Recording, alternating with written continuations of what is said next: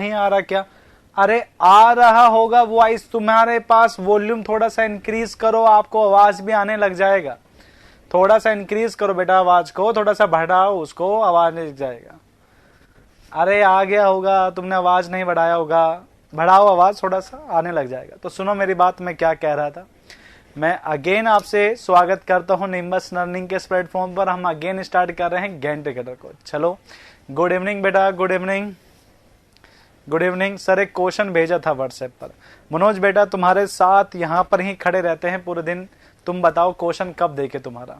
रात को देखेंगे बेटा, तो रात को रिप्लाई कर देंगे, ठीक है। चलो आज तो आपने थका ही दिया सर। अरे बेटा कभी कभी रहता है चीजें, ठीक है, कभी कभी रहता है ऐसा, थक जानते हैं, कोई बात नहीं। वापस थक के शुरुआत करते हैं कैसे, हाउस द जोश बोल के, तो ठीक है अगेन जोश भरी और यहां पर वापस आ जाइए, ठीक है। बिल्कुल सही, जोश हमेशा हाई रहना चाहिए, ठीक है। अरे अभी सिलेबस पे आ जाओ बेटा, वो भी देखकर बता देंगे, ठीक है। चलिए आज देवकरण सो रहा है मतलब, ठीक है। चलो गेन टुगेदर स्टार्ट करते हैं। गडर क्या रहता है कि जहां पे हैवी सामान को, मतलब कोई हैवी आपके पास मटेरियल है और उस लोड को, उस मटेरियल को एक जगह से दूसरी जगह पर ले जाना, तो वहां पर हम किस मशीन का यूज करते हैं? गेन टुगेदर का यूज करते हैं। कैसा होता है मैं बता देता हूं आपको, कैसा होता है मैं आपको बता देता हूं। अगर आप सभी ने नहीं देखा हो तो आप सभी ने देखना कभी, आप अगर कहीं रेलवे क्वार्टर के अंदर काम करते हैं जहां पे रेलों का मेंटेनेंस चलता है, ठीक है, वहां पे इस तरीके से सेक्शन बने होते हैं, वहां पे इस तरीके से सेक्शन बने होते हैं, ठीक है, इस तरीके से सेक्शन बने होते हैं। यहां पर ऊपर लगे होते हैं आपके पास रेल सेक्शन, यहां पे ऊपर बने होते हैं आपके पास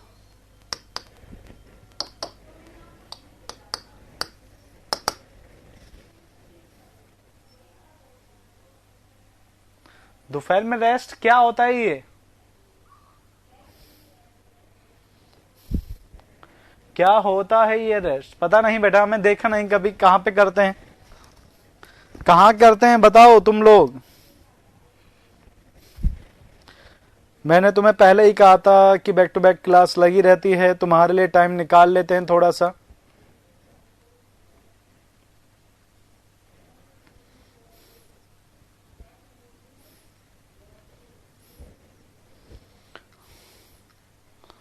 मनमोहन बेटा भगवान ने तुम्हारी सुन ली, ठीक है मनमोहन बेटा, भगवान ने तुम्हारी सुन ली है।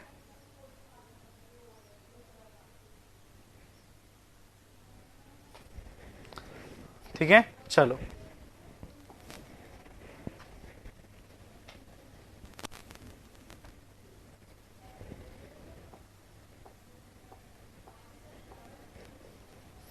चलिए बताएंगे तुम्हें, ठीक है। चलो फिर बात करते हैं कि हम बात करते हैं गेन टुगेदर की, हम बात करते हैं किसकी? गेन टुगेदर की।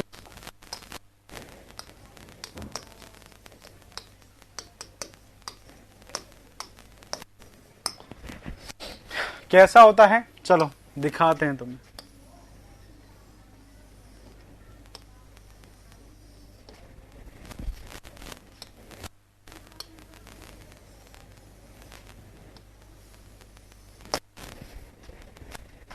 इन्हीं के ऊपर लिखा होता है आपके पास चैनल सेक्शन को, इन्हीं के ऊपर रखते हैं किसको? चैनल सेक्शन को रख दिया जाता है इस तरीके से, ठीक है। उसके ऊपर यहां पर लगा होता है इस तरीके से,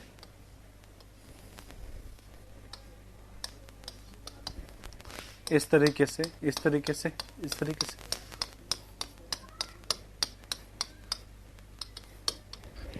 इस तरीके से लगा रहता है।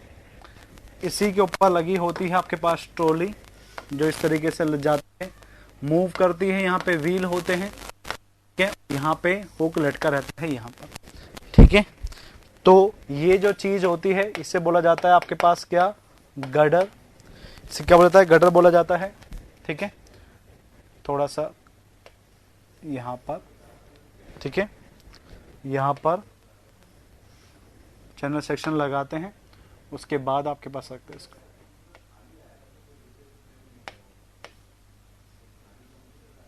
इस तरीके से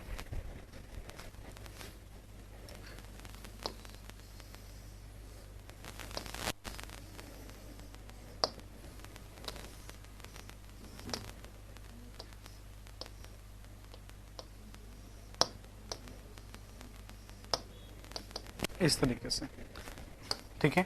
ये लगे होते हैं यहाँ पे चैनल, यहाँ पे लगे होते हैं चैनल, यहाँ पे लगे होते हैं आपके पास रेल सेक्शन, यहाँ पे लगे होते हैं आपके पास रेल सेक्शन, ये लगा होता है आपके पास हुक, यहाँ पे लगा होता है आपके पास हुक, ठीक है।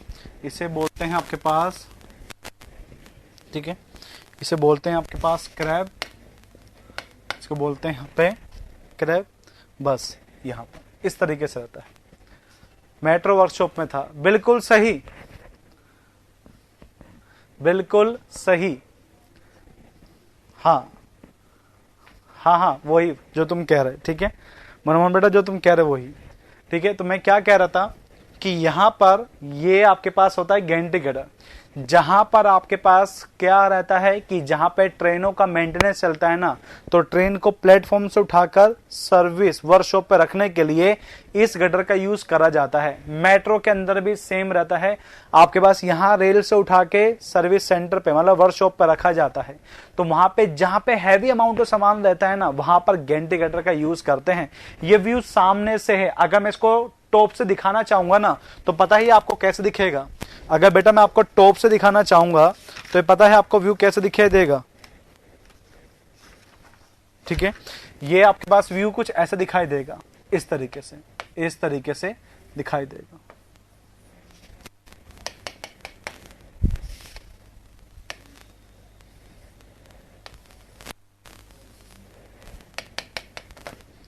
और इन्हीं के ऊपर लगा होता है क्या, इन्हीं के ऊपर लगा होता है तुम्हारे पास ये अरेंजमेंट, इस तरीके से। यहाँ पर हुक लगा रहता है, इस तरीके से रहता है यहाँ पर, ठीक है। यहाँ पर आपके पास यहाँ ऐसे चलता है। क्लियर हुआ। ये जो आपके पास चीज है, ये जो चीज है ऐसे बना हुआ है आगे तक, और ये जो आपके पास रेल सेक्शन है ये आगे तक जा रहा है। कहां तक जा रहा है, आगे तक। और यहीं पे तुम्हारे पास हुक लगा होता है इस तरीके से इन क्रैब के ऊपर। क्लियर हुआ। तो ये जो मूवमेंट होती है ना, ये ऐसे भी मूवमेंट करता है, और ये आपके पास पीछे तक भी मूवमेंट करता है, पीछे तक भी मूवमेंट करता है। मतलब, ठीक है, मतलब आपके पास यहां पे क्या रहता है कि यहां पर लेटरल भी मूवमेंट होता है और लॉन्गिट्यूडनल भी मूवमेंट होती है। तो यहां पे हम लिखना चाहेंगे इसके इंट्रोडक्शन को कि क्या होता है, ठीक है। इंट्रोडक्शन के अंदर लिखते हैं आपके पास यहां पर क्या होता है, ठीक है। क्रेन गर्डर लिख लो या गैंटी गर्डर लिख लो, बात एक ही।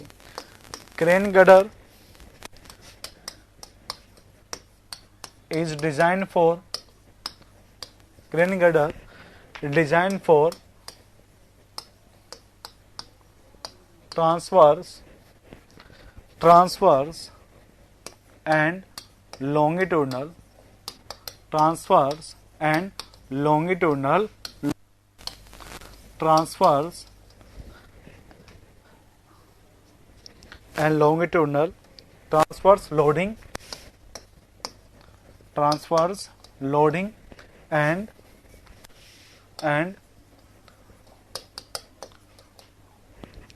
longitudinal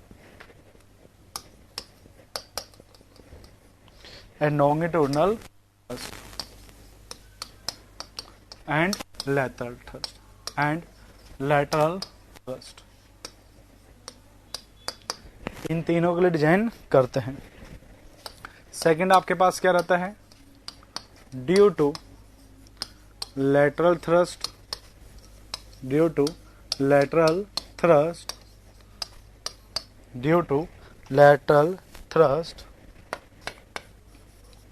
there will be there will be some amount of torsion generated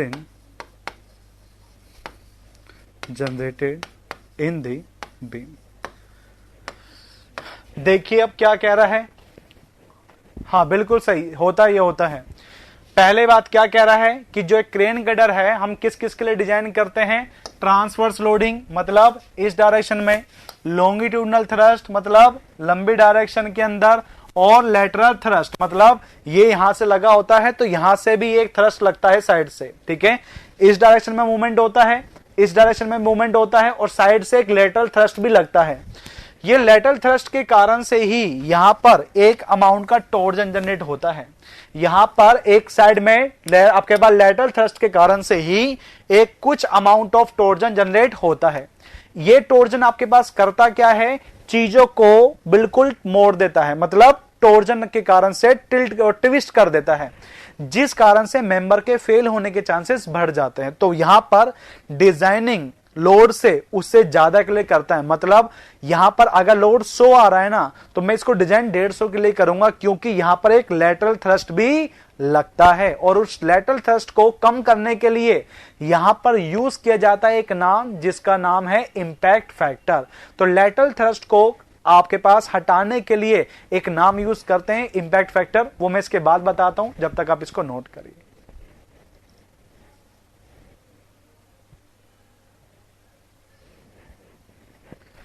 बना लिया, बनाओ इसको बेटा पहले।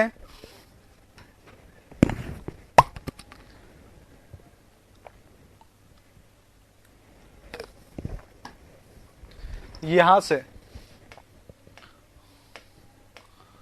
ये रहा लेटरल थ्रस्ट,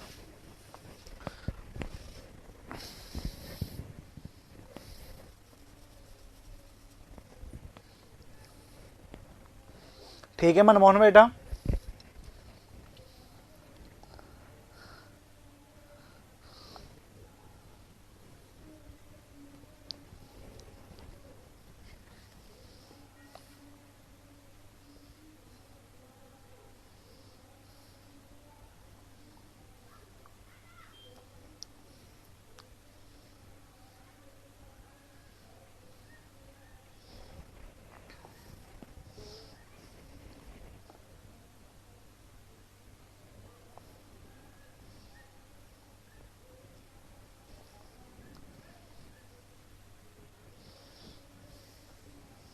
बना लिया बेटा ये।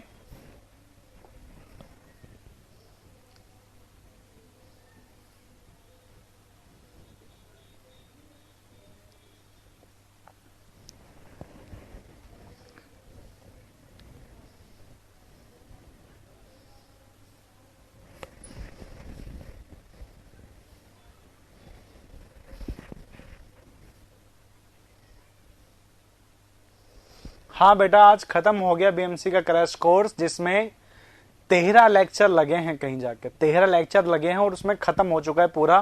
कंक्रीट भी आ गया, मटेरियल भी आ गया, और बिल्डिंग कंस्ट्रक्शन भी आ गया।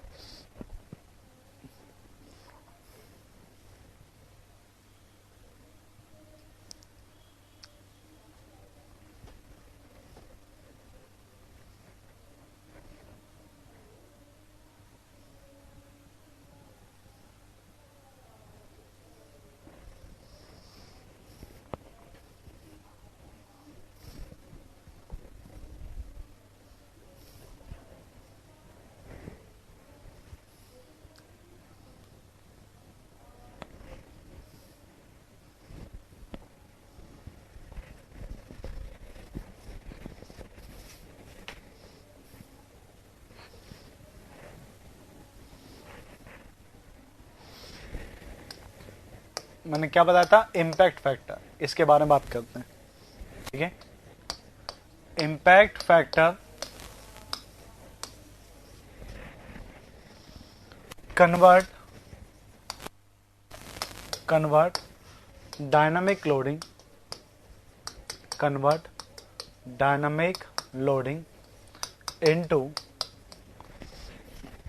into static wheel load, static wheel load. ठीक है, तो यहां पे जो इंपैक्ट फैक्टर है वो क्या करता है, डायनामिक लोडिंग को कन्वर्ट कर देता है स्टैटिक व्हील लोड में। ये क्या होता है, क्या होता है मैं बताना चाहूंगा। ये आपके पास है इंपैक्ट फैक्टर, बेटा ये आपके पास क्या है, इंपैक्ट फैक्टर। और ये आपके पास होती है मशीन, या कह सकते हैं आपके पास टाइप ऑफ क्रेन कौन सा है, क्या कह सकते हैं, टाइप ऑफ क्रेन कौन सा है। ये जो आपके पास क्रेन है वो आपके पास होते हैं दो टाइप के।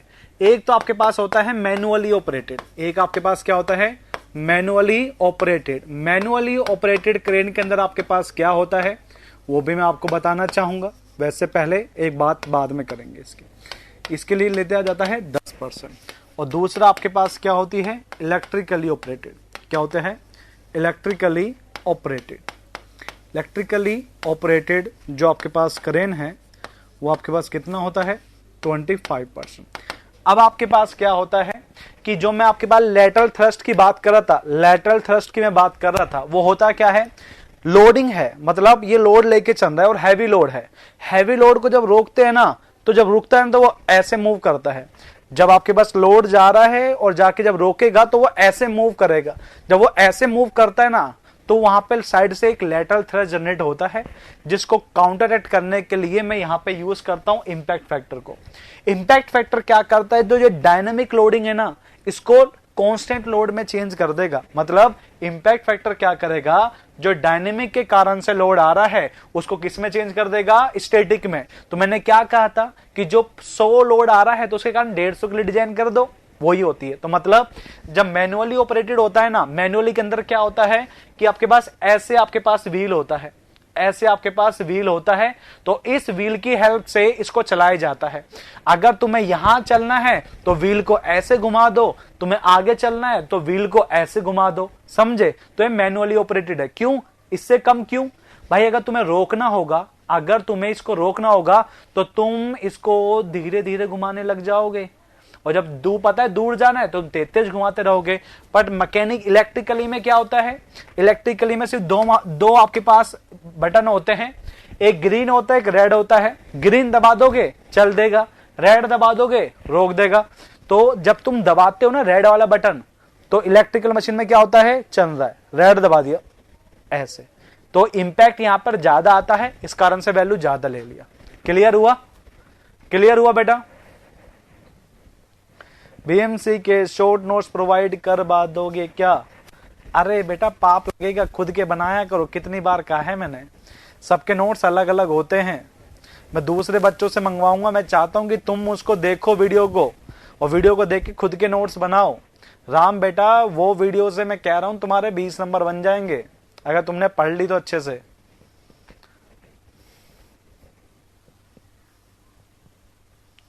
अरे बीएमसी करवाएंगे, तुम बहुत टाइम ले जाओगे, तुम ले जाओगे 70-80 घंटे।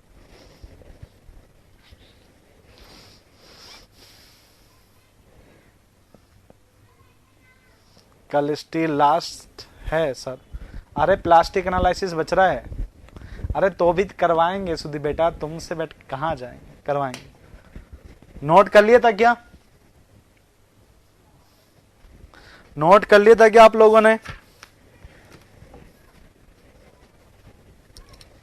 ठीक है, मैं डिजाइन बता रहा हूं पर तुम्हारे काम की नहीं है, ना तो कन्वेंशन में आता है, ठीक है, ना तो कन्वेंशन में आता है और ना ऑब्जेक्टिव में आता है। पहले बता रहा हूं सिर्फ डिजाइन समझाने के लिए, कहीं क्या हो सर ये क्या होता है, ये क्या होता है, ये क्या होता है, सिर्फ एज पर नॉलेज के लिए तुम्हें बता रहा हूं। पहले निकालते हैं शियर फोर्स, जिसे यहां पे बोला जाता है आपके पास ट्रांसवर्स लोड, यहां पर जाता है शियर फोर्स, जिसे बोलते हैं यहां पर ट्रांसफर फोर्स। फिर तुम यूज करते हो इंपैक्ट फैक्टर का, इंपैक्ट फैक्टर का यूज करके तुम क्या करते हो, इसी लोड को बढ़ा देते हो। अगर मैकेनिकल होगा तो 10% बढ़ा दोगे इस लोड को, और अगर आपके पास इलेक्ट्रिकल होगा तो 25% बढ़ा दोगे।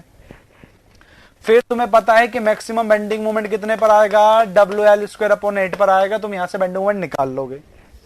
बेंडिंग मोमेंट निकालने के बाद में तुम क्या निकालोगे, तुम निकालोगे जेड रिक्वायर्ड, क्योंकि आज तुम्हें पता है कि ये क्या होता है, ये बेंडिंग मोमेंट अपॉन में सिग्मा होता है। यहाँ पे जो सिग्मा है वो परमिसिबल किस में है, बेंडिंग में। इसको तुम जैसे ही डिवाइड करोगे तुम्हारे पास जेड रिक्वायर्ड आ जाएगा। इस जेड रिक्वायर्ड को लेके तुम कहां जाओगे, स्टील टेबल में। इसका आपके पास इस जेड रिक्वायर्ड को लेकर कहां जाओगे, स्टील टेबल के अंदर। तो तुम जेड रिक्वायर्ड को लेके गए स्टील टेबल में, तो तुमने जो जेड प्रोवाइड किया है वो जेड रिक्वायर्ड से क्या कर दिया, ज्यादा। प्रोवाइड करने के बाद में तुम चेक करते हो, इसको तुम चेक करते हो किसके लिए, मैक्सिमम डिफ्लेक्शन के लिए चेक करते हो, मैक्सिमम डिफ्लेक्शन के लिए चेक करते हो। और जो भी मैक्सिमम डिफ्लेक्शन यहां पर आता है ना, वो किससे कम आना चाहिए, परमिसेबल डिफ्लेक्शन से कम आना चाहिए, परमिसेबल डिफ्लेक्शन से कम आना चाहिए। अब तुम्हारे लिए पता है एग्जाम में जरूरी क्या है, तुम्हारे लिए एग्जाम में जो आता है वो पता है क्या है, ये तुम्हारे एग्जाम में जो आपके प्री में आ सकता है वो आपके पास ये है, आ सकता है बट कभी भी आया नहीं है। तो मैं बात करना चाहूंगा यहां पर सिर्फ इस परमिसेबल, मैं बात करना चाहूंगा यहां पर इस परमिसेबल डिफ्लेक्शन की। आपके पेपर में सिर्फ ये आता है और तुम्हें यही पढ़ना है। इसके अलावा तुम ऊपर का डिजाइन सिर्फ भूल सकते हो, और तुम्हारा अगर बैक का पेपर बच रहा है ना तो ऐसा डिजाइन करके आ सकते हो, तो तुम्हारे लिए जरूरी है, अथवा जरूरी नहीं है। पहला आपके पास जो बात करेंगे वो आपके पास क्या है, ठीक है। अगर आपके पास क्रेन आपके पास मैनुअली है तो आपके पास कितना होगा,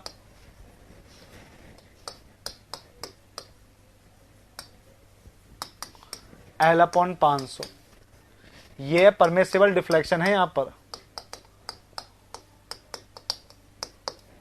बेटा, क्या ये है परमिसिबल डिफ्लेक्शन।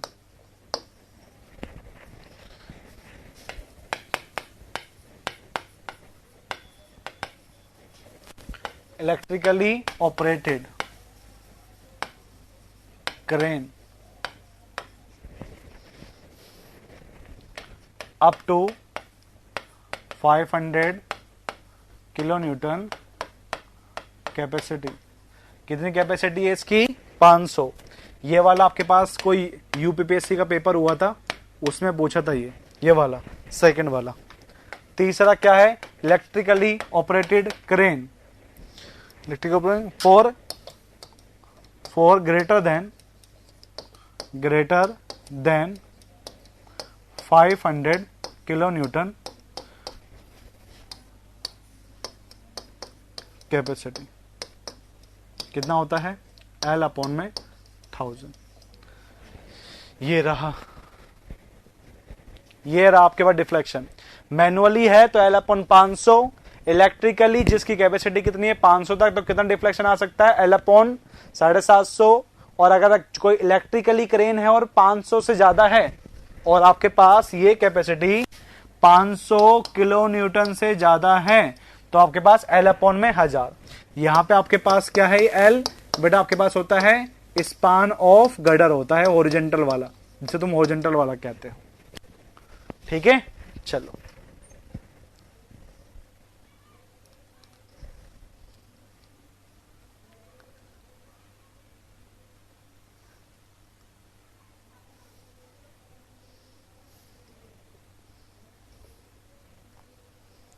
आता है, ये आता है।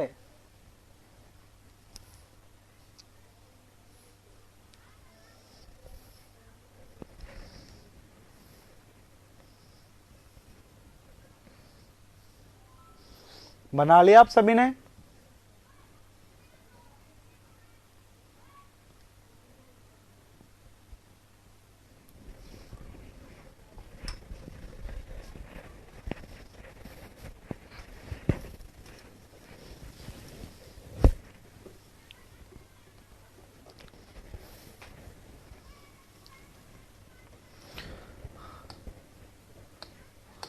अब एक बात करना चाहेंगे किसकी, आपके पास क्लिट एंगल सुना है क्या कभी नाम इसका,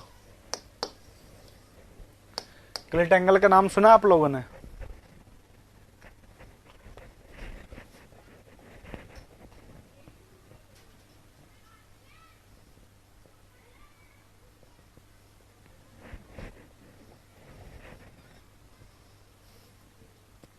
नहीं देखा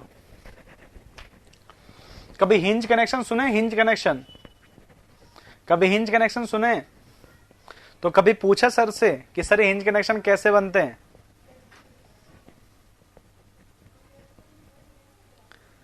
भाई कभी हिंज कनेक्शन तुमने इतनी जगह पढ़ ली है, तुमने कभी पूछा कि सर ये बनते कैसे हैं? हाँ, मनीष ने बिल्कुल सही बताया, डोर के अंदर।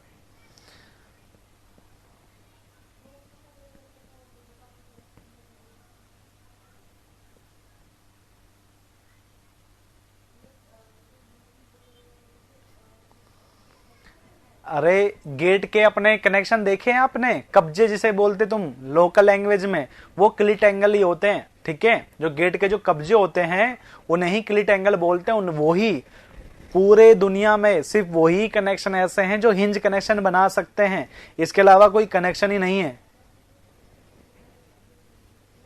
ठीक है? अरे एक ही कनेक्शन है ओनली, ठीक है? ये किस लिए प्रोवाइड करते हैं? It is provided to make hinge connection, provided to make hinge connection possible. It is provided to make hinge connection in the practical life, in the practical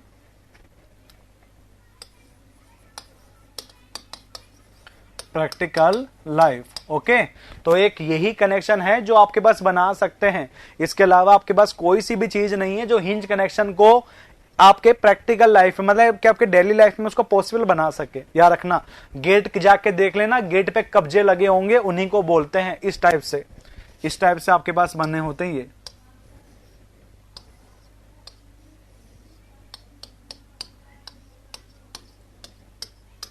ये हिंज कनेक्शन ही है, ये हिंज कनेक्शन है, ठीक है? दूसरा बात करते हैं, इनका पर्पस आपके पास क्या होता है? अगर इसके अगर हम पर्पस की बात करें, इसका पर्पस क्या होता है? It is provided to hold this section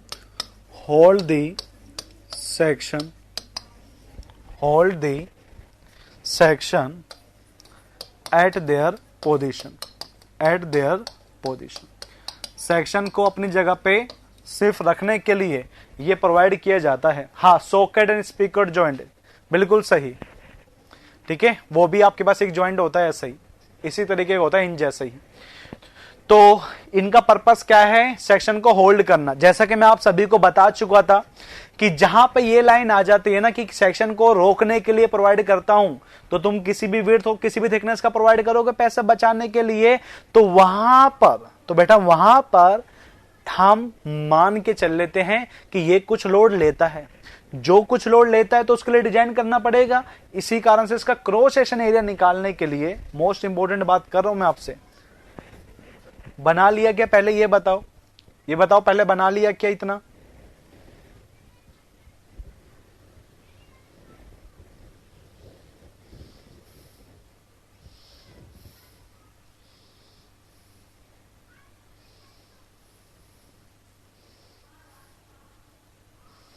किसके बेटा किसकी बात कर रहे हैं?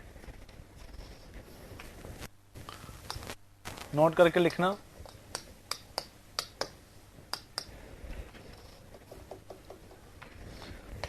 To get the cross section area of clit angle,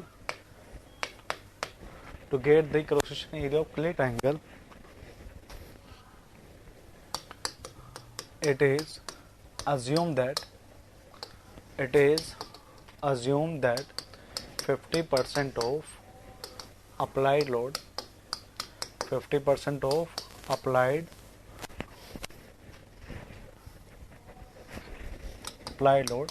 will transfer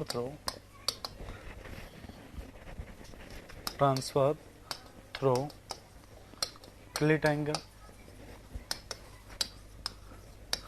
and remaining 50% will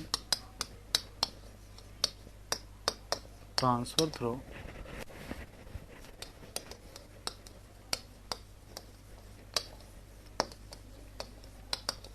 bearing action.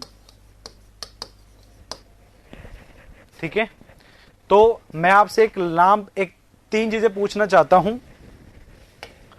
Lacing और बैटन में कितना फोर्स मान के चलते हो इसका क्रॉस सेक्शन एरिया निकालने के लिए? लेसिंग और बैटन में कितना फोर्स मान के चलते हो इसका क्रॉस सेक्शन निकालने के लिए? जो बच्चे क्वेश्चन लगा रखे होंगे उनको पता होगा, जो नहीं लगा रखे होंगे वो भूल चुके होंगे, इतना मुझे पता है। विशाल लगा रहा है, कमलेश लगा रहा है, मनमोहन लगा रहा है, विपिन भी लगा रहा है, ब्रिजवाल भी लगा रहा है, मनीष भी लगा रहा है, राम भी लगा रहा है। बाकी लोग तुम क्वेश्चन नहीं लगा रहे, से ये पता लगता है। कितना होता है? 2.5%। स्प्लाइस प्लेट में क्रॉस सेक्शन एरिया निकालने के लिए कितना मान के चले थे? स्प्लाइस प्लेट में क्रॉस सेक्शन एरिया निकालने के लिए कितना मान के चले थे? कितना मान के चले थे? 50%। बाकी लोग क्वेश्चन नहीं लगा रहे, ये मैं बता देता हूं। और क्वेश्चन नहीं लगा रहे तो कोई कितना अच्छा पढ़ा ले तुम्हें, तुम्हारा कुछ नहीं हो पाएगा। तुम्हें परफेक्ट बनने के लिए बेटा नंबर तो जगह से क्वेश्चन लगाने हैं, तभी तुम्हें पढ़ने का फायदा होगा, समझे क्या? तो क्वेश्चन लगाओ बेटा, क्वेश्चन लगाओ। हम 8वें चैप्टर पे आ गए, कल 9वां चैप्टर स्टार्ट हो जाएगा, प्लास्टिक एनालिसिस। कल 9 चैप्टर स्टार्ट हो जाएगा तुम्हारा। नोट कर लिए इसको?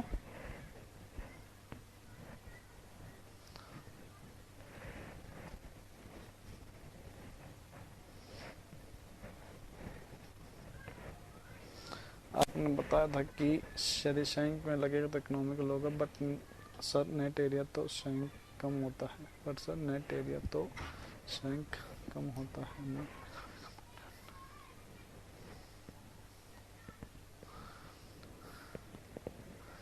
बेटा समझे नहीं तुम्हारी बात को। अच्छा इकोनॉमिकल, बेटा इकोनॉमिकल देखना ही नहीं है ना। देखो यहां पे होता क्या है, तुम एरिया को स्ट्रेस से मल्टीप्लाई करते हो तो यहां तुम्हारे पास कोई फोर्स आता है, एरिया जितना कम लोगे फोर्स उतना ही कम आएगा। अब जितना भी तुम्हारे पास कम फोर्स आ रहा है तो तुम जो अप्लाइड लोड करोगे वो आपके पास इस फोर्स से भी आपके पास क्या करोगे? कम करोगे। तो मतलब आपके पास क्या होने वाला है कि स्ट्रक्चर ज्यादा सेफ हो जाएगा, स्ट्रक्चर ज्यादा सेफ हो जाएगा बेटा, समझे क्या? यहां पर एरिया कम इसलिए लेते हैं क्योंकि यहां से हमारा फोर्स कम आएगा, डिजाइन फोर्स, और जब फोर्स कम आएगा तो हम लोड जो अप्लाई करेंगे वो उससे भी कम करेंगे, तो हमारा जो डिजाइन होगा वो अनइकोनॉमिकल तो होगा बट वो आपके पास हमेशा सेफ होगा।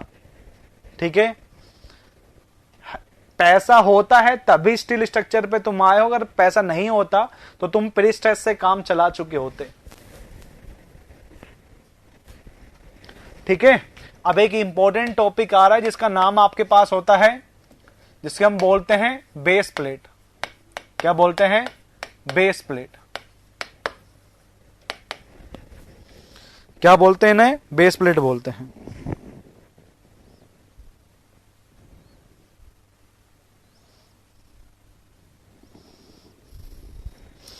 ठीक है, इनका पर्पस क्या होता है पहले वो बता देता हूं आपको।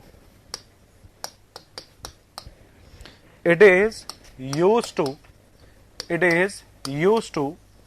transfer the load of column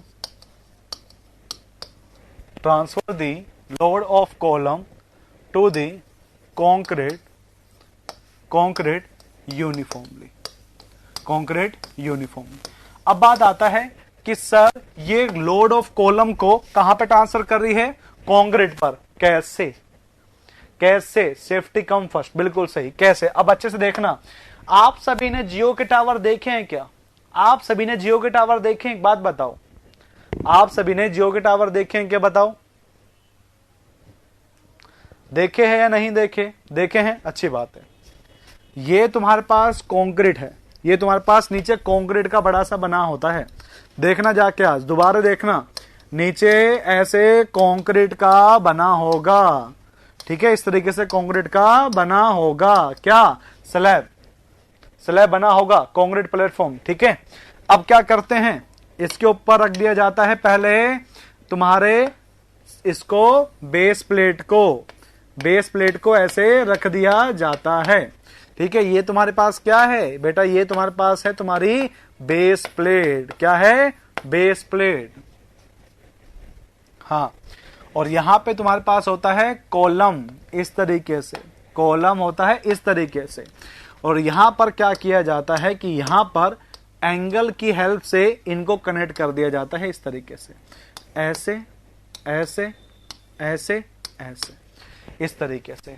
अब आने वाला जो कॉलम का लोड है वो है पॉइंट लोड। वो क्या है? Point load. वही पॉइंट लोड यहां पर आएगा, वही पॉइंट लोड यहां पर आएगा।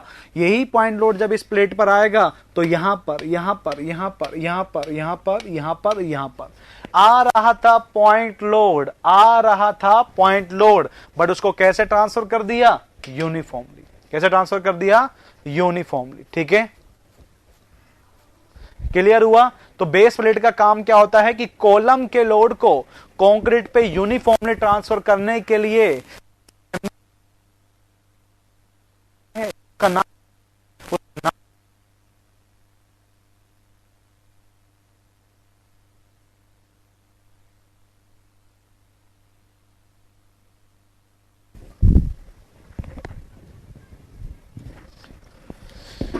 क्या बात कर रहे हो? आवाज चली गई, ये कैसे हो गया?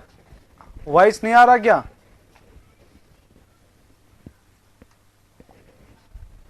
ऐसे कहा मत करो यार, सब आ गया। चलो, बन गया क्या डायग्राम? बनाओ फिर। बेटा जो कॉलम पे लोड आता है, कॉलम के लोड को इस कंक्रीट पर ट्रांसफर करने के लिए तुम बेस प्लेट लगाते हो।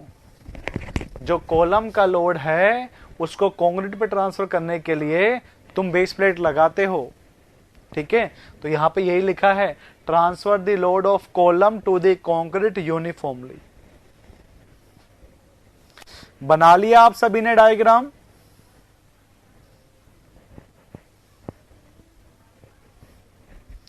बताओ बेटा, डायग्राम बना लिया क्या? सभी बोलो हाँ सर बना लिया। चलो अब बात करते हैं एक छोटे से क्वेश्चन की जो आईएएस में गेट में पूछ रखा था। एरिया ऑफ बेस प्लेट कैसे निकाला जाता है, ये इवन आईएएस में भी आ चुका है और इवन गेट के 2 नंबर में भी आपके पास आ चुका है। तो मैं बताना चाहूंगा इसका वैल्यू होता है आपके पास क्या? Factor load, factor load divide by bearing strength of concrete. तो यहां से निकल जाता है एरिया ऑफ बेस प्लेट, जो कितनी होती है? 0.45 FC की होती है। जो बेयरिंग स्ट्रेंथ जो होती है कंक्रीट की कितनी होती है? 0.45 FC के होती है। क्लियर? ये क्वेश्चन गेट में 2 नंबर के में आया 18 में, फिर आईएएस में आया, फिर उसके बाद में एई जेई में अब तक नहीं पूछा। बट आपके पास बेटा मुझे लगता है कि जरूरी है और आपके लिए आना चाहिए।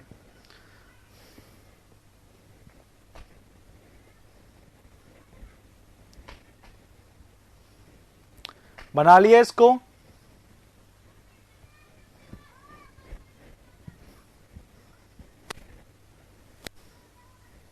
चलो अब बात करते हैं आपके पास बेस प्लेट की। तो उसे बोलते हैं आपके पास टाइप्स ऑफ बेस प्लेट। क्या बोलते हैं? Type of base plate. Type of base plate क्या कहती है? ये कितने टाइप की है बेटा? 2 टाइप की होती है। एक होती है आपके पास स्लैब बेस प्लेट, एक क्या होती है? Slab base plate. जो दूसरी है वो कहती है, कौन है? वो कहती है गसट। क्या बोलती है? गसट बेस प्लेट। 2 होती है, एक स्लैब और एक गसट। पहले हम बात करेंगे किसकी? पहले हम बात करेंगे स्लैब बेस प्लेट की। ये कब डिजाइन करते हैं? जो आपके पास स्लैब बेस प्लेट होती है, इनको कब डिजाइन करते हैं इसकी बात करता हूं। ठीक है, चलिए। It is provided for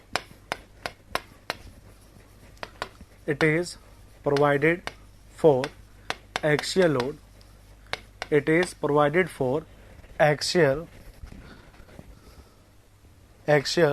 load and a small amount of moment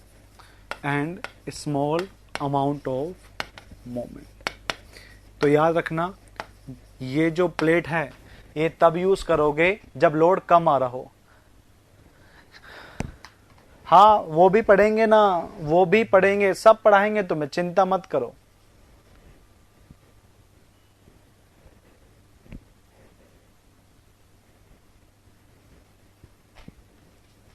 ठीक है, वहां पे भी लगी होती है, पर वहां पे स्लैब नहीं लगाते, वहां पे गसट लगाते। बना लिया?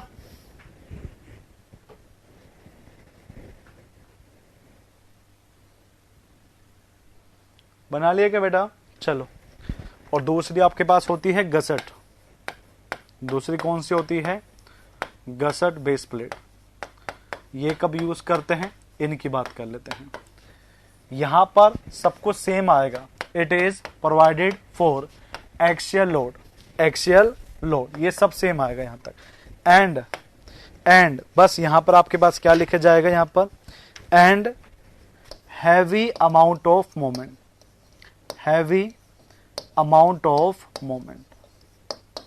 बस लोड तो अभी भी एक्सियल ही है, पर यहां पे लोड क्या होगा? हैवी होगा।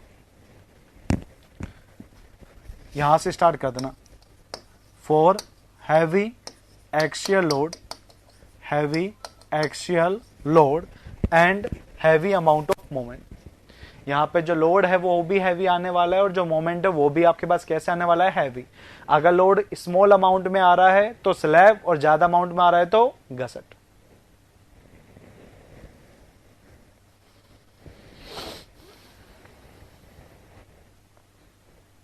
बना लिए बेटा?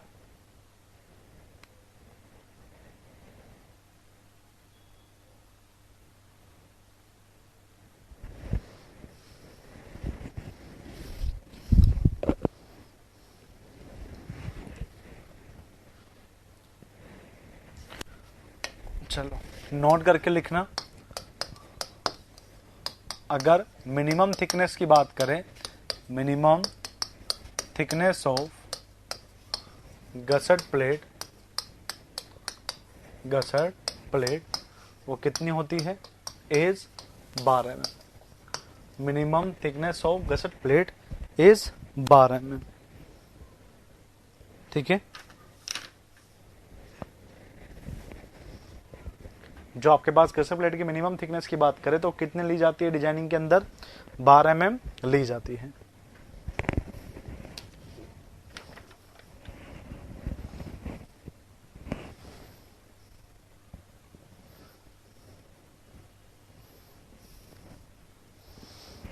बना लिया? चलो अब बात करते हैं इनके थिकनेस। अगर निकालना हो तो कैसे निकालते हैं? थिकनेस ऑफ बेस प्लेट कैसे निकाली जाती है? थिकनेस ऑफ बेस प्लेट की अगर हम बात करें तो कैसे निकाली जाती है? ठीक है, चलो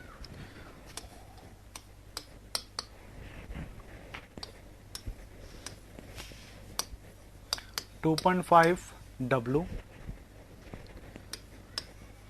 A का स्क्वायर 0.3 B का स्क्वायर FY डिवाइड बाय 1.1। ये किसके अंदर है? ये आपके पास है इन LSM। अगर दूसरा कोई फॉर्मूला दिखता है, ठीक है, और करके इसको अंदर ले जाओ, इसको बाहर ले जाओ, तो 3W A का स्क्वायर माइनस 0.25 B का स्क्वायर। यहां पर आपके पास होता है सिग्मा, आपके पास होती है यहां पर बेयरिंग। यहां पे क्या होती है? बेयरिंग होती है। अब आपके पास बात क्या है कि ये जो फॉर्मूला है ये कहां पे देखने को मिलेगा? ये देखने को मिलेगा आपके पास WSM। W क्या होता है पहले ये बात करते हैं।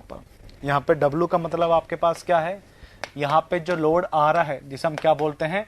Factor load. यहां पे हम क्या बोलते हैं? ठीक है, यहां पे आपके पास होता है लोड, जिसे हम क्या बोलते हैं यहाँ पे P, और यहाँ पे इसको डिवाइड कर देते हैं L इंटू बी से।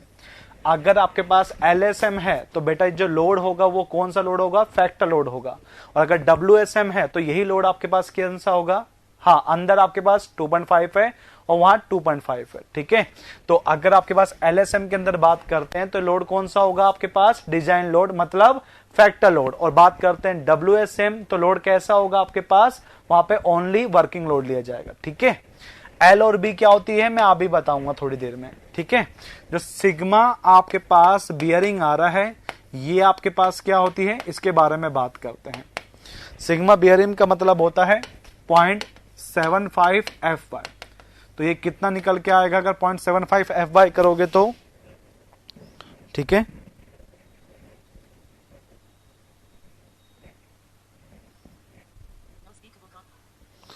अगर आप करोगे कितना निकल के आएगा, 187.5 न्यूटन पर mm का स्क्वायर, ये निकल के आ रहा है, ठीक है। अब आपके पास क्या है, एग्जाम में कैसे पूछता है ढंग से देखना। बेंडिंग स्ट्रेस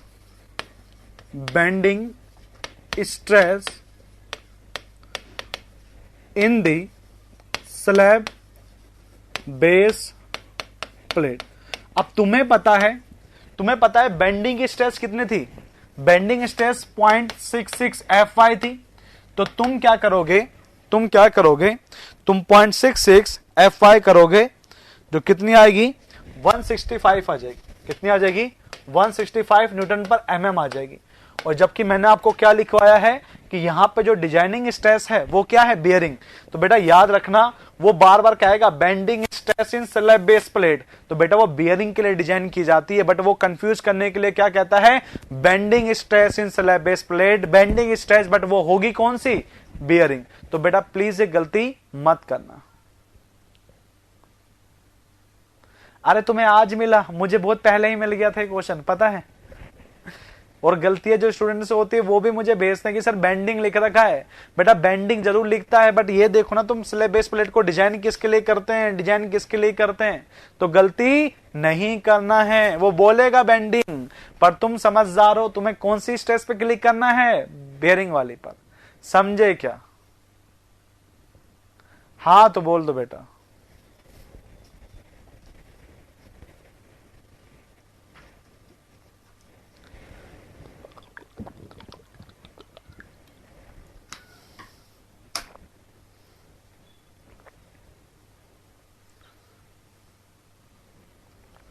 हाँ स्लैब बेस नहीं, बेस प्लेट देखना है।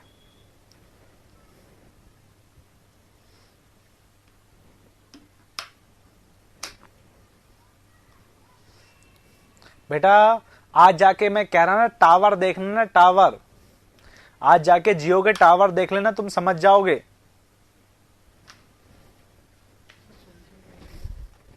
सॉल्यूशन 6 बजे होगा ना, अच्छा स्टार्ट हो गया क्या, यहाँ तो मैं हूँ, देख लो जो फ्री होगा, चौथे में होगा जो 5 है ना।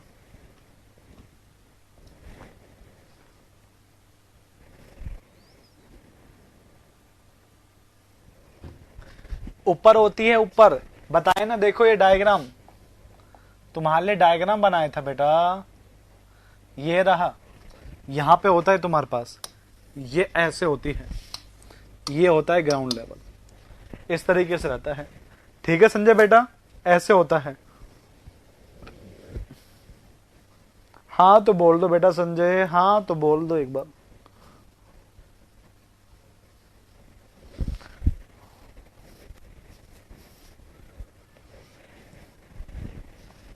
चले आगे बात करें। अब बात करते हैं एल और बी की, ठीक है। ये होती है फाउंडेशन, जिसे बोलते हैं कंक्रीट की होती है ये। तुम्हारे यहां पे लग रहा है आपके पास क्या, यहां पे लग रहा है कॉलम, क्या लग रहा है, कॉलम, ठीक है। और यहां तक इसके ऊपर लग रही है आपके पास, यहां पे तुम्हारे पास क्या लग रही होगी, यहां लग रही होगी तुम्हारे पास क्या, ये लग रही है स्लैब बेस प्लेट, ठीक है, तो कॉलम का जो ये वाला पार्ट है वो होता है बी, और ये जो वाला पार्ट है वो होता है आपके पास एल। वैसे तो इंटरचेंज कर देना, कोई दिक्कत नहीं है, ए एल और बी कोई सा भी ले लेना, ये भी मानना ये एल मानना, बट इसके रिस्पेक्ट में जो चीज आती है vending W design column base. बिल्कुल सही मानसी बेटा, बिल्कुल सही। 187 होगा इसका आंसर, 187। याद रखना बी के जैसा बस बी रखना, ये वाला ही। तो मतलब कॉलम की जो डिस्टेंस होगी ए से ये, और कॉलम की डिस्टेंस से एल के पैरेलल होगी वो आपके पास ए।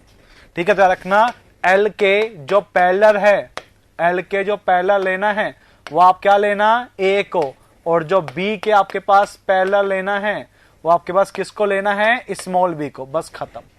और ये जो डिस्टेंस होती है ना आपके पास ए और बी, ये आपके पास क्या होती है, distance of column, distance of column from concrete edge, concrete edge से इसका जो डिस्टेंस होगा वो आपके पास कहलाएगा ए एंड बी।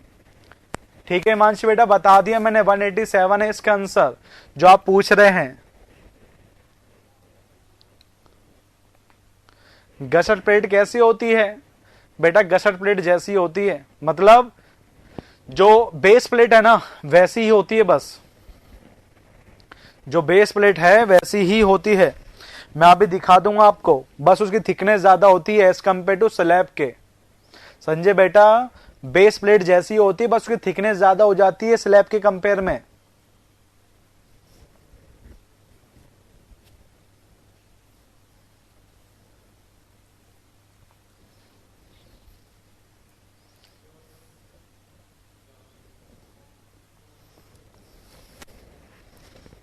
संजय बेटा जब लोड सेंटर से दूर लगता है ना, जब लोड सेंटर से आपके पास दूर इस जगह पे लग रहा है, देख लो, नहीं है, स्क्रीनशॉट लेना है आप लोगों को, स्क्रीनशॉट चाहिए।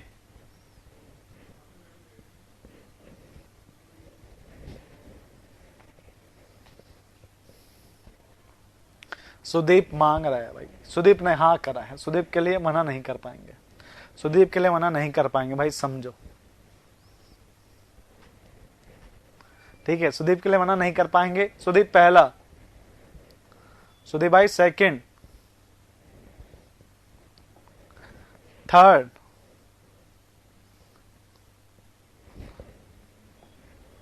फोर्थ,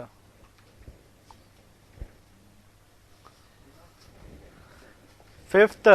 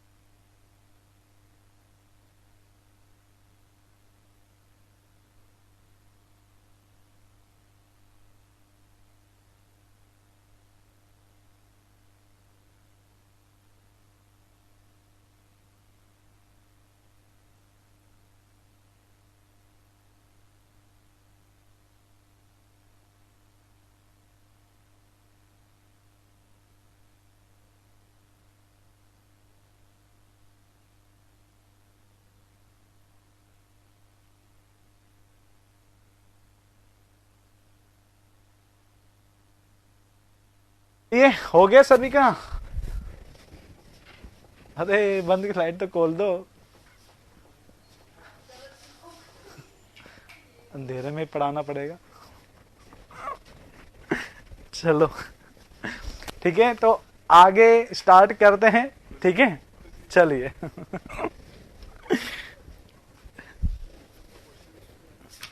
ठीक है, स्टार्ट करते हैं। नेक्स्ट आपके पास ग्रिलेज फाउंडेशन को। हाँ, संजय जो पूछ रहा था मैं उसका जवाब दे देता हूं एक बार। बेटा ये आपके पास कोई जब कॉलम रहता है और कॉलम के जब सेंटर से लोड जाता है तो ओनली एक्सियली लोड ही आएगा, ओनली एक्सियली लोड आएगा।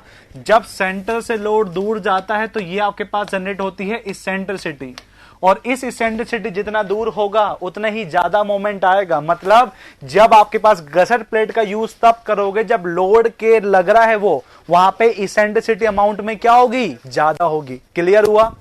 याद रखना बेटा। ठीक है, जब भी इसेंट्रिसिटी ज्यादा होगी तो जो लोडिंग होगी वहां पर वो क्या होगी, ज्यादा, उसके साथ में मोमेंट ज्यादा डेवलप होगा। ठीक है, तो नेक्स्ट स्टार्ट करते हैं हम हमारे पास ग्रिलेज फाउंडेशन को। इससे पहले मैं आपको एक डायग्राम दिखाना चाहूंगा, और मैं यही चाहूंगा जब तक मैं आपके पास डायग्राम बनाता हूं आप एक बार इसका डायग्राम देख लो। जल्दी से सर्च मार लो आप सभी लोग, उस डायग्राम को देख लो, जल्दी से मार लो। मुझे टाइम लगेगा इस डायग्राम को बनाने में, इस डायग्राम को बनाने में टाइम लगेगा। तो जब तक तुम डायग्राम बना लो इसका, देख लो जब तक आप सभी लोग।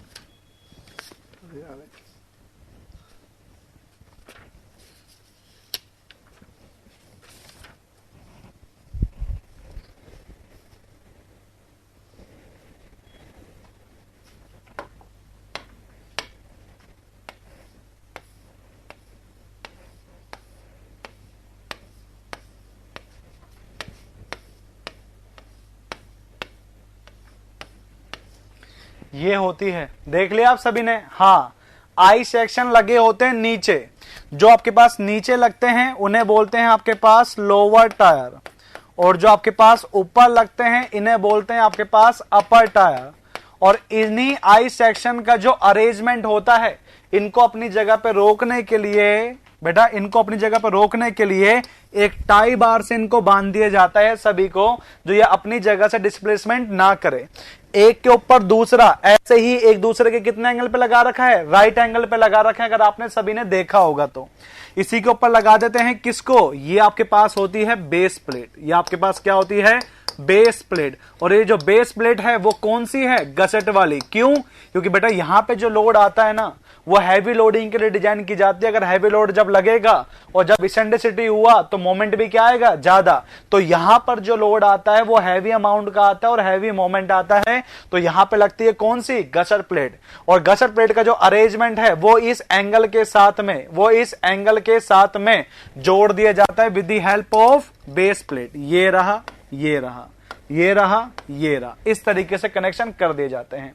और ये पूरा की पूरा बेटा किससे भर दिया जाता है, आपके पास कंक्रीट से, पूरा की पूरा कंक्रीट से भर दिया जाता है। आपको कुछ भी नजर नहीं आएगा, सिर्फ किसको छोड़कर, इस कॉलम को छोड़कर, इस कॉलम को छोड़कर तुम्हें कुछ भी नजर नहीं आने वाला यहां पर, ठीक है।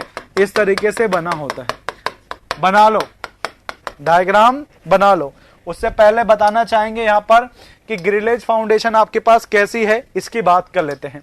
तो बात करते हैं ग्रिलेज फाउंडेशन, ये आपके पास किसकी होती है, ये टाइप होता है किसका, शैलो फाउंडेशन। अगर आपको पढ़ाया होगा दिलीप सर ने तो जरूर बताया होगा उनने कि शैलो फाउंडेशन और डीप फाउंडेशन क्या होती है। शैलो का मतलब, शैलो फाउंडेशन का मतलब क्या होता है कि जो विड्थ होती है वो डेप्थ के कंपेयर में कम होती है, और अगर डीप होती है तो वो आपके पास जो डेप्थ होगी वो विड्थ के कंपेयर में क्या होगी, ज्यादा होगी। तो किसका टाइप है, शैलो। अगर शैलो सर ने पढ़ाया होगा तो शैलो के भी टाइप बताए होंगे, आइसोलेटेड, कंबाइन, स्ट्रिप बताया होगा अलग अलग करके। तो यहां पर ये जो आपके पास पार्ट है वो किसका पार्ट होता है, ये बेटा पार्ट होता है आइसोलेटेड फुटिंग का। किसका पार्ट होता है, आइसोलेटेड फुटिंग का। क्लियर हुआ। अगर पूछे कौन सा फाउंडेशन है, शैलो, मनीष बेटा तुमने पढ़ा ही नहीं मतलब अभी तक, ठीक है। चलो फिर बात करते हैं grillage foundation. Grillage foundation is a type of foundation, is a type of foundation, type of foundation which use at the base of column, use at the base of column। कहां पे यू बनाते हैं इसको, column के नीचे बनाते हैं। हाँ सोइल नहीं हुई क्या, कोई बात नहीं, दोबारा होगी बेटा तुम्हारी, कोई बात नहीं, दोबारा करवाएंगे, ठीक है। इसके अंदर क्या होता है, इसमें क्या होता है कि यहां पर हर सेक्शन इन दिस, ठीक है, इन दिस स्टील बीम, मतलब आई सेक्शन, ठीक है, in this steel beam place at right angle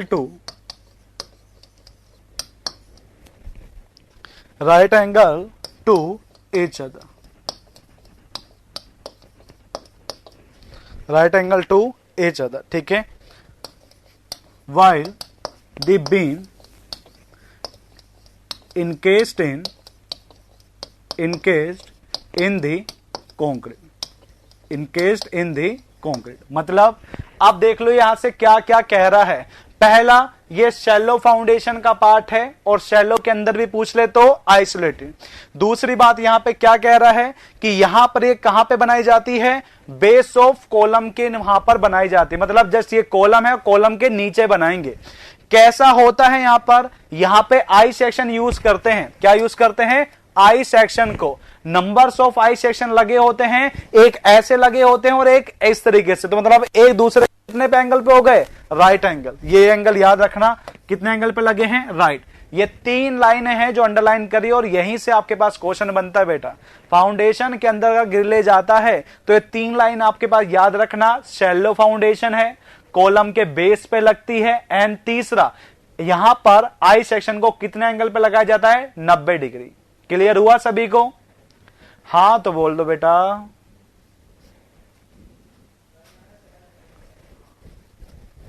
सभी बोलो ना, एक से क्या होगा, सभी बोलो कि हाँ सर आ गया। चलिए नोट कर लिए सभी आप लोगों ने, बेटा आप सभी नोट कर लिया क्या।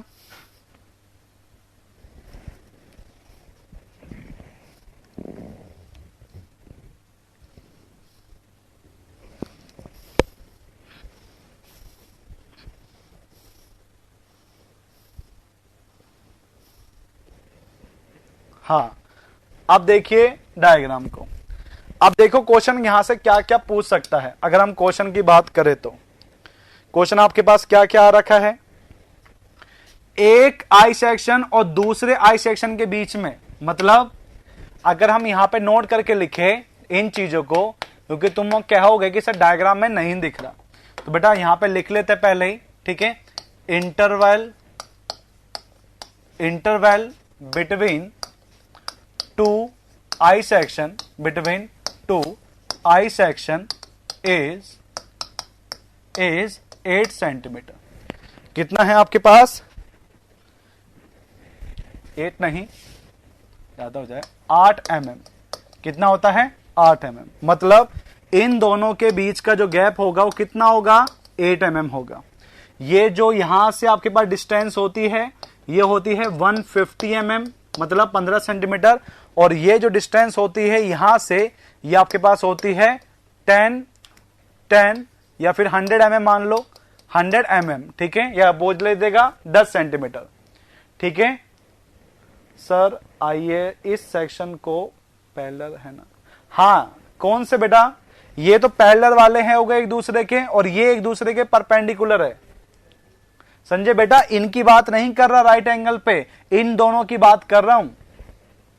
तभी मैं कहता डायग्राम देखो पहले एक बार अपने नेट पे सर्च मार के, आपको दिखता कि जैसे ये प्लेट लगे हुए हैं ऐसे ही यहां पर भी लगा हुआ होगा, ठीक है। तो इनके बीच का गैप है 8, और ये बॉटम से कितना होता है 150, और साइड से कितना होता है 100। तो यहां पे आपके पास लिख रहा हूं interval between I section is 8 mm, ठीक है। और आपके पास साइड स्पेसिंग पूछ ले, ठीक है। तो कितनी होती है आपके पास 10 सेंटीमीटर, या फिर कितना क्या आएगा आपके पास 100 mm। और अगर पूछ ले आपके पास बॉटम स्पेसिंग कितनी होती है, बॉटम स्पेसिंग कितनी होती है आपके पास इसकी, तो वो होती है 15 सेंटीमीटर, या फिर बोल देगा 150 mm, इस तरीके से, ठीक है। बनाओ,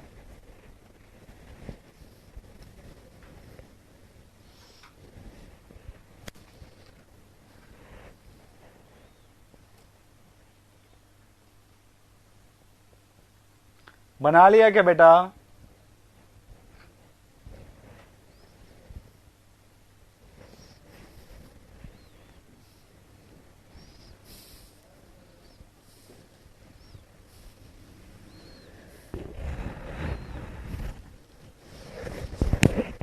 बनाओ अच्छे से।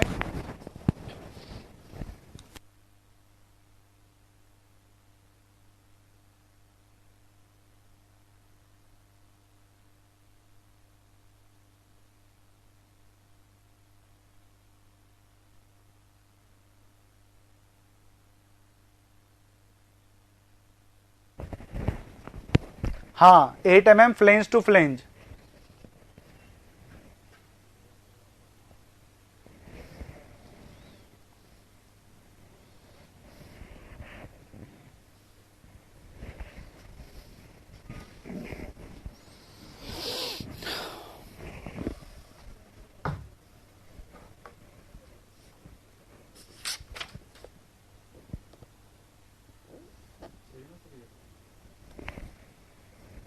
देख रहे हैं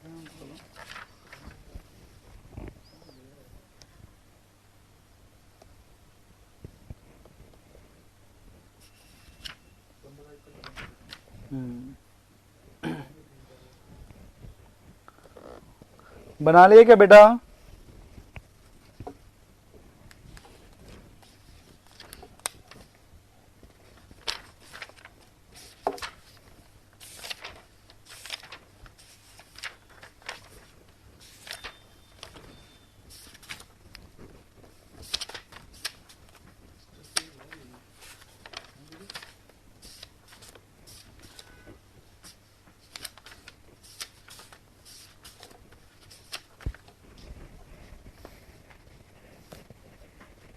बेटा इतना ही होता है।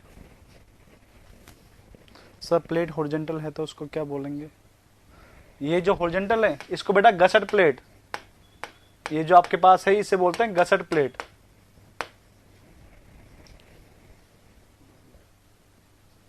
वर्टिकल वाली उसे आपके पास बोल दिया जाता है आपके पास, ये तो कोई प्लेट ही मान लो, प्लेट सेक्शन कह देते हैं इसको। जो आप टेंशन मेंबर में लेते हैं ना प्लेट, वही वाला प्लेट सेक्शन।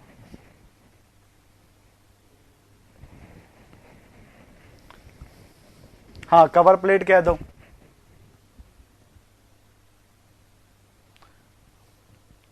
स्टीफन तो बोलेंगे जब उसको जोड़ देंगे इन चीजों से ही।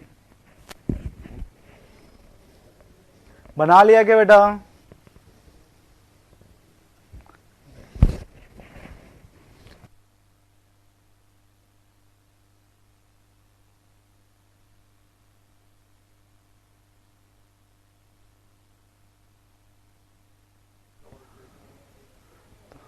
Last number.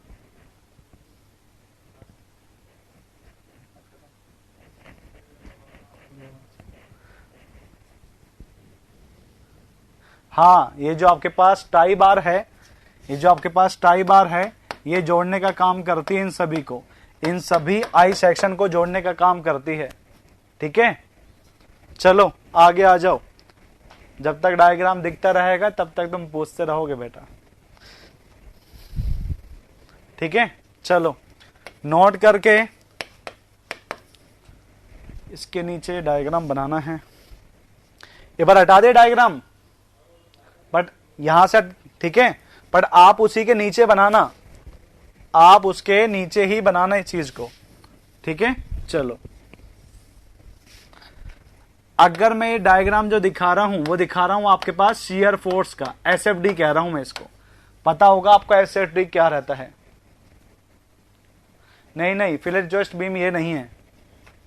ठीक है,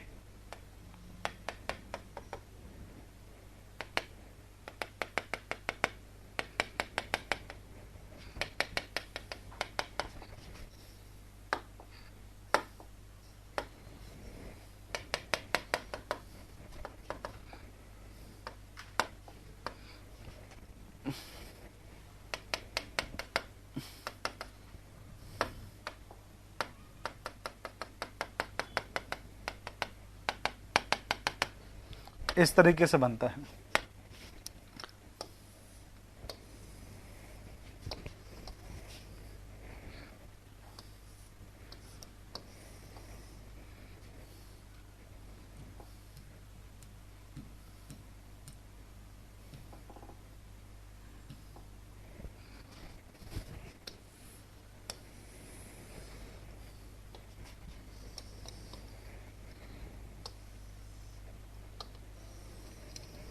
इस तरीके से।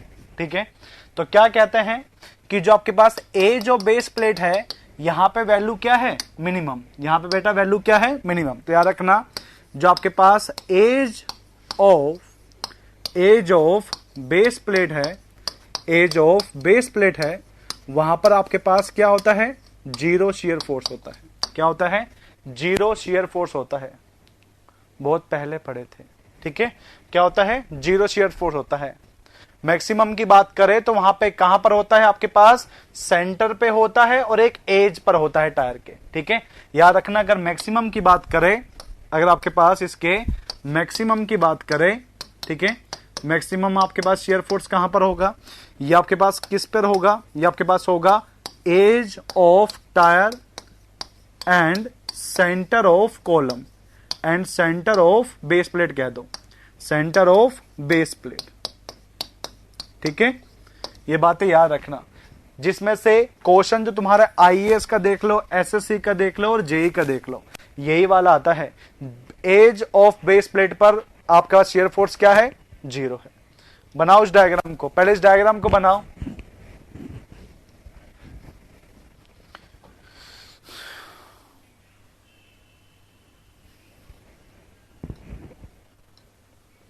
डायग्राम को बनाओ बेटा।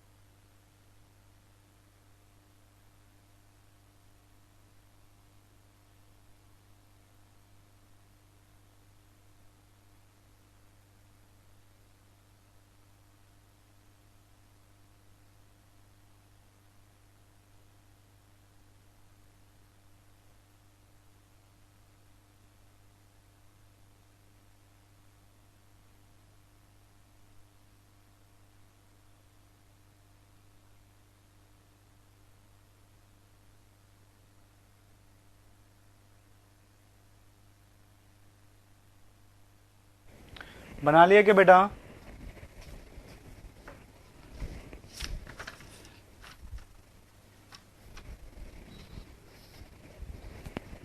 ठीक है, चलो 4th पॉइंट नोट करके लिखना, इसको नोट करके लिखना इंपॉर्टेंट है। ठीक है, तो क्या कहते हैं इसको, क्या कहते हैं बेटा इसको?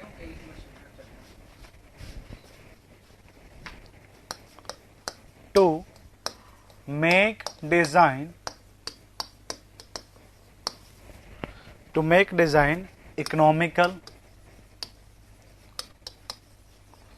in case of, to make design economical in case of wind load and earthquake load, इन्हीं को बोलता है प्राइमरी इफेक्ट, इन्हीं को बोलता है प्राइमरी इफेक्ट। क्या बोलते हैं इनको? Primary effect. ठीक है, primary effect. Then permissible stress, then permissible stress are increase by, are increasing by 33.33%, 33.33% for structural steel member, for structural steel member। for example beam हो गए, कॉलम हो गया, बीम हो गए, कॉलम हो गए, and 25% increase by 25% increase, 25% increase and 25% increase for connection बोलेगा या फिर बोल देगा आपके पास फास्टनर। क्या बोल देगा? फास्टनर। एग्जाम्पल बोल्ट हो गए एंड वेल्ड हो गए। होता क्या है, अब चीज अच्छे से सुनना, ये क्या कहना चाह रहा है कि जब विंड लोड और अर्थक्वेक आता है, जब विंड लोड और अर्थक्वेक आता है तो जो परमिसिबल स्ट्रेस होती है आपके पास मेंबर में वो कितना बढ़ जाता है? 33.3%। और जो कनेक्शन होते हैं उसमें कितना बढ़ता है? 25%। याद रखना, जो ये परमिसिबल स्ट्रेस है वो 33% बढ़ेगी, वो 33% बढ़ेगी किसके लिए? स्टील मेंबर के लिए, और 25% बढ़ेगी किसके लिए? कनेक्शन के लिए। अगर आपके पास विंड लोड और अर्थक्वेक लोड नहीं आता तो बेटा याद रखना वहां पे क्या नाम लिखा आएगा? प्राइमरी इफेक्ट आएगा। क्या नाम लिखा आएगा? Primary effect. बस ये याद रखना, स्टील मेंबर के लिए 33.33 होता है और कनेक्शन के लिए 25% होता है। इसी से मिलता जुलता आपके पास एक और है, मैं बताना चाहूंगा आपके पास, नोट नंबर 2, बट उसके अंदर आपके पास कैसे पूछता है वो मैं आपको और बता देता हूं। ठीक है, वहां पे कहता है secondary effect.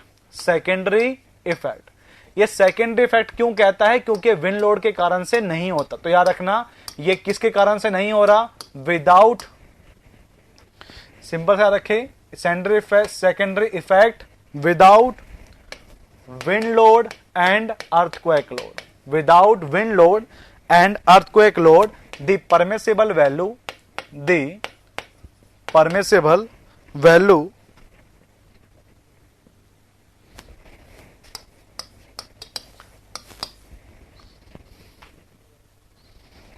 the permissible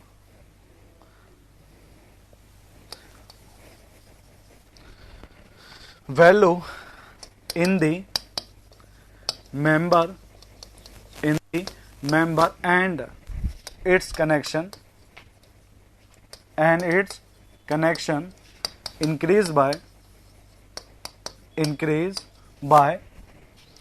25%, increase by 25%। Secondary effect है विदाउट, सेकेंड इसी से मिलता जुलता, क्या कहता है, सेकेंडरी इफेक्ट किसी भी कारण से, और साथ में कौन लग रहा है, with wind load and earthquake load. क्या कहेगा, secondary effect with wind load and earthquake load. तो इस केस में आपके पास क्या होता है, जो परमिसेबल वैल्यू है, परमिसेबल जो वैल्यू है on the member increase by 33.33% and its connection increase by 25%। बस क्लियर। याद रखना, सेकेंडरी इफेक्ट आता है और विदाउट लिखता है तो मेंबर और कनेक्शन में दोनों में 25, और सेकेंडरी लिखता है और कहता है कि विंड लोड और अर्थक्वेक दोनों साथ में हैं, तो यही जो परमिसेबल स्ट्रेस है मेंबर के लिए कितना बढ़ेगा, 33.33%, और कनेक्शन के लिए कितना लिखेगा, 25%। और याद रखना, और डायरेक्टली बोल देता है ना कि विंड लोड और अर्थक्वेक के कारण से बताओ, तो भी बेटा कनेक्शन में कितना होता है 25 और मेंबर में कितना होता है 33.33%। क्लियर हो गया सभी को।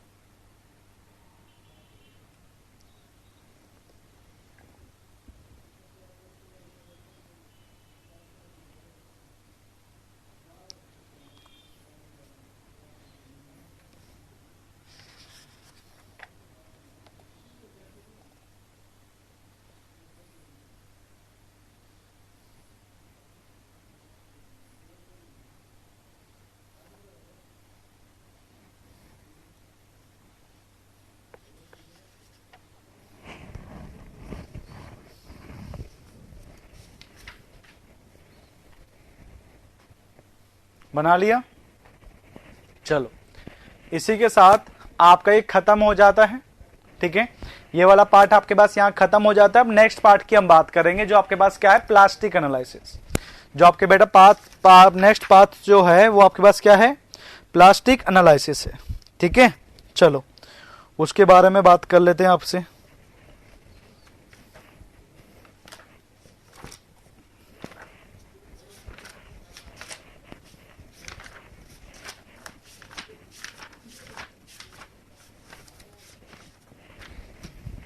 ठीक है,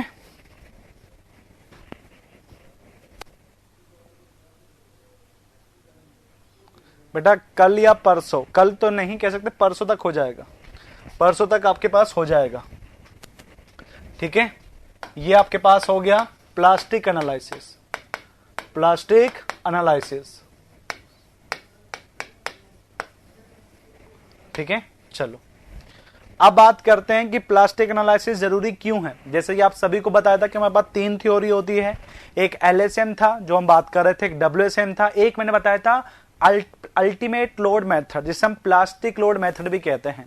तो उसी आपके पास थ्योरी के ऊपर ये चैप्टर डिपेंड करता है। मतलब यहां पे जो लोड अप्लाई किया जाएगा वो लोड होगा अल्टीमेट लोड। मतलब यहां से जो मेंबर का हमें निकालना है वो क्या होगा, अल्टीमेट लोड होगा। और अल्टीमेट जब लोड लगेगा तो मेंबर पे डिफॉर्मेशन बहुत ज्यादा होगा, और वो किस स्टेट में रहेगा, प्लास्टिक। इसी कारण से यहां पे जो भी एनालिसिस करते हैं उसे हम क्या बोलते हैं, प्लास्टिक एनालिसिस बोलते हैं। क्लियर, क्या बोलते हैं, सेफ बट इकोनॉमिकल, नहीं गलत, इकोनॉमिकल बट अनसेफ, ऐसे था बेटा। ठीक है, तो सबसे पहले इसके इंट्रोडक्शन की बात करते हैं कि प्लास्टिक एनालिसिस क्या होता है। ठीक है, यहां पर हम क्या पढ़ने वाले हैं ये सब इसके इंट्रोडक्शन के अंदर हम बात करेंगे। It is defined as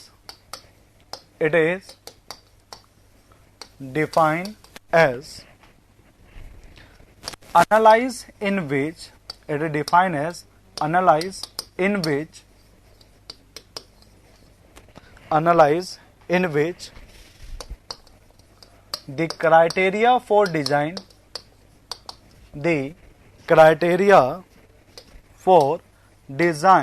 of a structure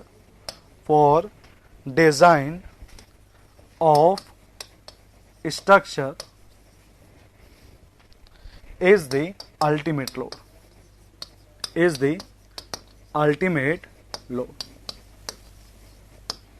ठीक है, यहां पे जो डिजाइन क्राइटेरिया रहता है वो आपके पास क्या रहता है, अल्टीमेट लोड रहता है। ठीक है, पहली बात तो नोट करो इसको। उसके अलावा मैं आपको बताना चाहूंगा कि जैसा कि आप सभी को पता होगा कि एलएसएम के अंदर और आपके पास यूएलएसएम के अंदर कुछ अजम्पशन रहती हैं, तो यहां पर भी कुछ अजम्पशंस हैं जिसके अकॉर्डिंग इस थ्योरी को डिजाइन किया जाता है। तो वो अजम्पशन मैं आपको बताना चाहूंगा क्योंकि कुछ अलग है वहां पर, तो वो आपको यहां पे आपके पास यहां पर डिस्कस करेंगे। ठीक है, नोट कर लिया आपने।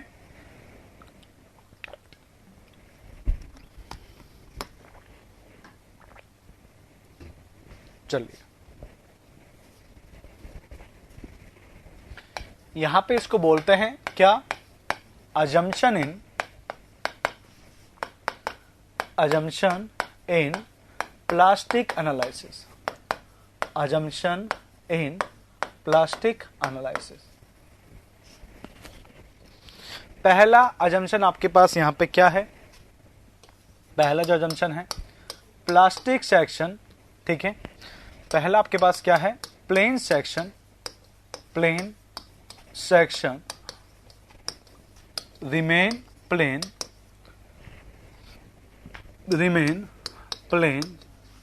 बिफोर एंड आफ्टर दी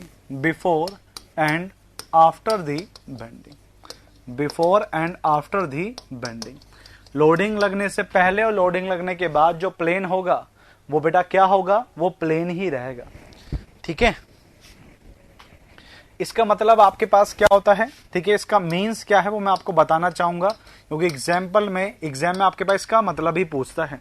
इसका मतलब आपके पास होता है कि जो स्ट्रेन प्रोफाइल है, जो आपके पास स्ट्रेन प्रोफाइल है वो हमेशा क्या होने वाली है, एज लीनियर। ठीक है, इसका मतलब आपके पास क्या होता है कि जो स्ट्रेन प्रोफाइल होगा वो क्या होगा, लीनियर। बेटा ये अजम्पशन है ना बहुत जरूरी है क्योंकि ये जो अजम्पशन है ना ये एलएसएम में भी सेम है, डब्ल्यूएसएम में भी सेम है और आपके पास यहां पे भी। यहां याद रखना है वैलिड है तीनों थ्योरी में, valid in all three theories. Clear, ये तीनों थ्योरीज के अंदर वैलिड है। कौन किस किस में, डब्ल्यूएसएम में, आपके पास एलएसएम में और ये अल्टीमेट लोड मेथड में, तीनों के अंदर वैलिड है। ठीक है, नोट करिए इसको। फिर सेकंड अजम्पशन पे चलते हैं।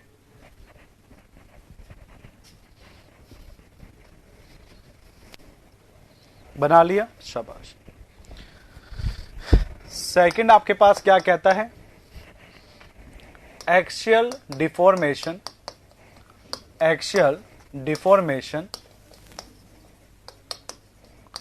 आर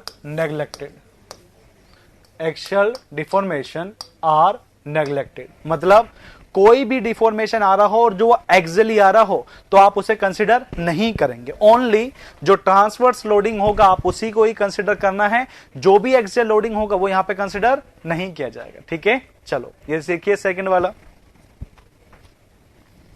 फिर बात करते हैं जब तक सी की। ठीक है, ई जिसे क्या बोलते हैं, modulus of elasticity is the same in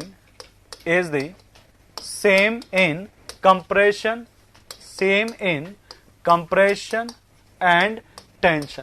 जो मॉडुलस ऑफ इलास्टिसिटी होता है स्टील का 2 × 10⁵ न्यूटन पर mm स्क्वायर, जो टेंशन में होगा वही कंप्रेशन में लिया जाएगा।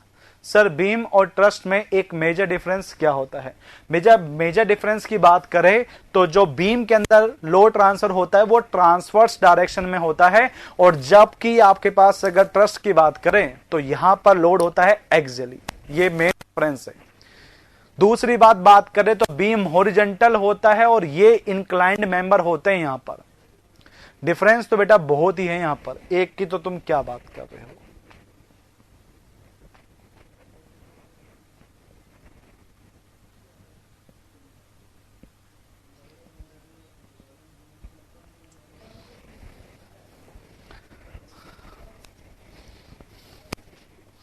ये कुछ अजम्पशन है। एक और है आपके पास, एक और भी है, ठीक है।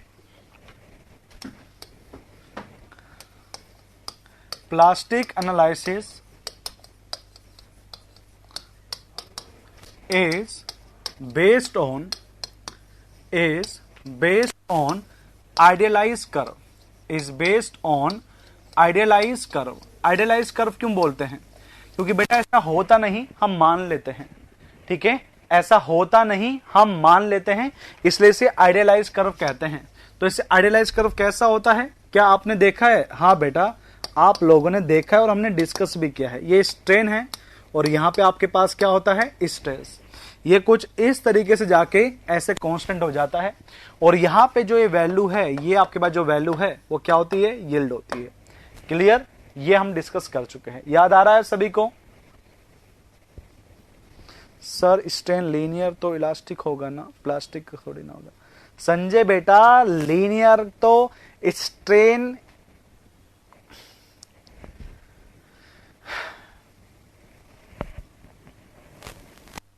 चलो मैं एक चीज बताता हूं आपको,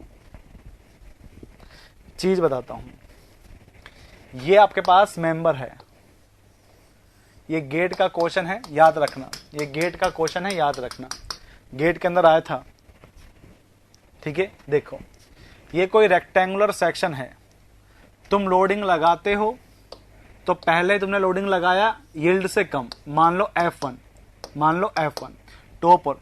अब तुम लगा रहे हो लोडिंग यील्ड तक, तो कैसे बनेगा डायग्राम? ऐसा ही बनेगा, बस जो स्ट्रेस है वो अब यील्ड तक पहुंच जाएगी। पर जैसे ही तुम यील्डिंग से ज्यादा लेके जाने लगोगे तो डायग्राम तुम्हारा कुछ ऐसा बनेगा, डायग्राम तुम्हारा कुछ ऐसे बनेगा। और जब तुम प्लास्टिक पर लेके जाओगे, जब तुम प्लास्टिक पर लेके जाओगे तो आपका डायग्राम बनता है कुछ ऐसा। तो ये जो आपके पास बेंडिंग डायग्राम है, ये सारे कौन से हैं? ये आपके पास स्ट्रेस डायग्राम है। ये कैसे हैं आपके पास? स्ट्रेस डायग्राम, और वो भी किसके अंदर है? इलास्टिक के अंदर। कैसे हैं? इलास्टिक स्टेट के अंदर, ओके। और ये जो आपके पास है, ये है आपके पास स्ट्रेन डायग्राम, स्ट्रेस डायग्राम, जो कि आपके पास किस स्टेट में है? प्लास्टिक में। बेटा कौन सी स्टेट में है? प्लास्टिक में। ये स्ट्रेस डायग्राम है। और अगर यहीं पर इस लोडिंग पे अगर तुम स्ट्रेन डायग्राम की बात करोगे, किसकी बात कर रहा हूं? स्ट्रेन डायग्राम की अगर बात करोगे तो वो बनेगा ऐसे। लोडिंग कम थी तो इतना लगा, अब आपने क्या करा? लोडिंग बढ़ा दी, लोडिंग बढ़ा दी तो स्ट्रेन थोड़ा और बढ़ गया, थोड़ा यील्ड से ज्यादा लगा तो स्ट्रेन थोड़ा सा और बढ़ गया, प्लास्टिक लगा तो बेटा और ज्यादा बढ़ गया। क्या प्रोफाइल चेंज हुई क्या? बेटा जब लोडिंग प्लास्टिक तक लगा तो क्या बताओ, स्ट्रेन चेंज हुआ क्या? डायग्राम वैसा ही रहेगा बट वो अमाउंट में ज्यादा हो जाएगा। ये पूछा गया था आपके पास गेट के अंदर 2017 के अंदर कि जो आपके पास स्ट्रेस है वो प्लास्टिक में कैसा बनता है? ऐसा। पर जो आपके पास लीनियर प्रोफाइल होती है किसका? स्ट्रेन का, वो कभी भी चेंज नहीं होता। थ्योरी कोई सी भी हो, WSM हो, LSM हो या फिर अल्टीमेट हो, वो हमेशा लीनियर ही रहेगा। वो हमेशा क्या होगा? लीनियर। सिर्फ वैल्यू ज्यादा कम हो सकती है बट बेटा वो हमेशा कैसा होने वाला है? वो लीनियर होने वाला है। बना लो डायग्राम, ये डायग्राम बना लो, बहुत जरूरी है। ये प्लास्टिक के अंदर है और ये स्ट्रेस, ये स्ट्रेन है, वो स्ट्रेस है।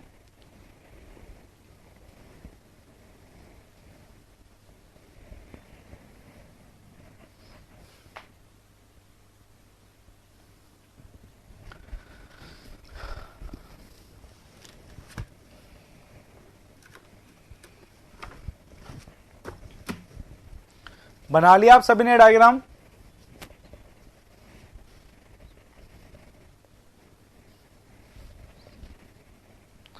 स्क्रीनशॉट लो। ये पहला, ये दूसरा,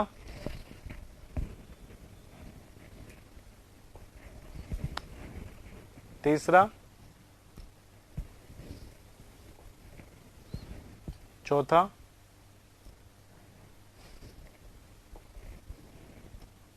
5वां,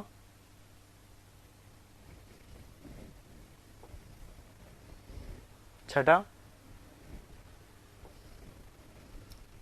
7वां,